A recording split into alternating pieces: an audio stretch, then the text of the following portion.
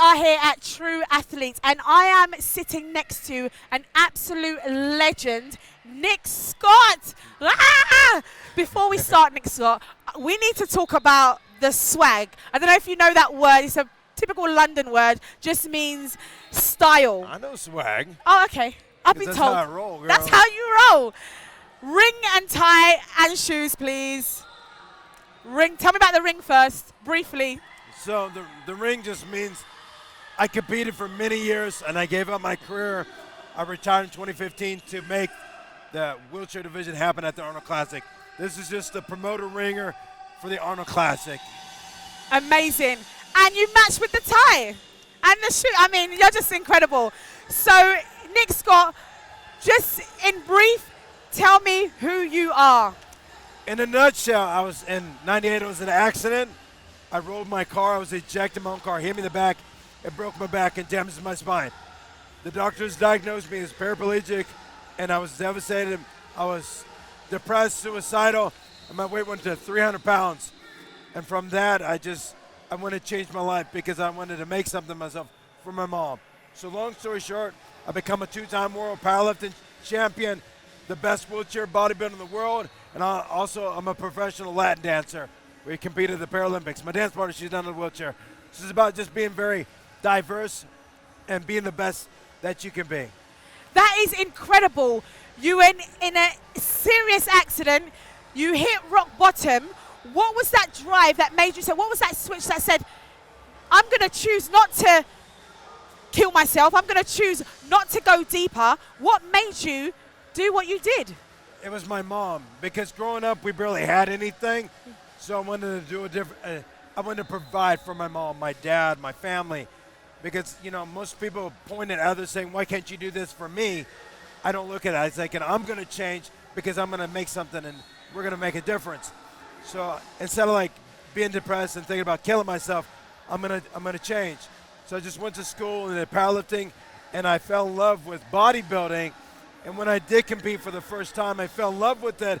I told the guys, like, we need to let the world know about this. But I was laughed at. I was like, whatever. Long story short, I compete against most 250 times around the world. I work with the biggest federation in the world, the NPC Worldwide, IFBB Pro League. We work hand in hand. So I expand all over the world now, and here we are in the UK. Wow. You soared from that rock bottom. My hairs are standing up. That is so motivating.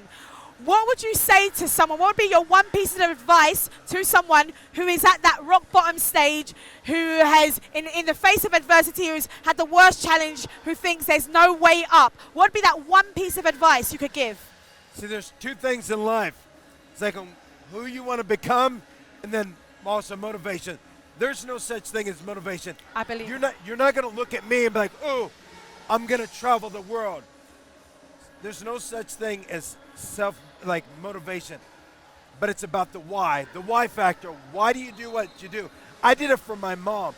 I pushed beyond, and I would go through these incredible links, because if you understand the why, like, why do you do what you do? Why does he do what he do? Once you understand the why factor, the who, what, when, how becomes answered. And to figuring out what you want to do, you just got to find what you like doing, not just be good at it, but be amazing. Because if you can find out what you're amazing at and understand why you do, then the sky's the limit. Wow. That's how life is meant to be. That is so inspiring, because sometimes people will have something happen to them and they focus on what I can't do. So as you said, you're focusing on the why. You did bodybuilding, you are in a wheelchair. It doesn't mean to say you couldn't move. It doesn't mean to say you couldn't bodybuild. It doesn't mean to say you could be great. It doesn't mean to say you do all those great things. So how can people really focus on what they can do? What would be that advice to the people who just sees that challenge in the way? Right, so that's what you do. You start asking why. Why are you here? But like, why am I wearing the ring? And you can, if you ask questions, you get the answer. Like, because this means I gave up 10 years of my life to make the dreams happen for others.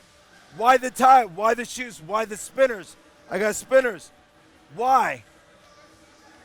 Because I just want to show people a different aspect of somebody in a wheelchair disability. So you're okay with coming up to talk to me. So that way when you see other people, you're more open to answer and talk to the person. So people just need to understand, like, why are you struggling? What are you afraid of? Just do it. Absolutely phenomenal. That is so, so inspiring. I'm going to keep it short and sweet. I could talk to you all day long. I want you to leave me with one more bit of motivation. I can listen to you all day. I know your mum was your driving force. Is there anybody else who's been your absolute inspiration to help you achieve what you've achieved today? See, nobody inspires me. Nobody motivates me. Because what happened was my mom had cancer going on 15 years. And that's when I do keynote speeches, motivation speeches all over the world. And I did this to provide more life. Did I make it for my mom? Yes. Yeah. Did I buy her the house? Yes. But unfortunately, the cancer took her a couple years ago. Sorry to hear that. So that's what you got to realize. Like, it's not about thinking, oh, I don't know if I can do something. Don't wait, because you don't know what tomorrow holds. Live in the moment, in this moment, and be the best that you can be. Because too often times we compare each other to others, thinking they got a different life. We're all facing some sort of struggle. We all have some sort of disability. One of mine is visible. Because it doesn't matter if your glass is half empty or half full. Just be grateful that you have a glass. Because we're all destined. Because we're all different. Because we're all beautiful just the way we are. You are.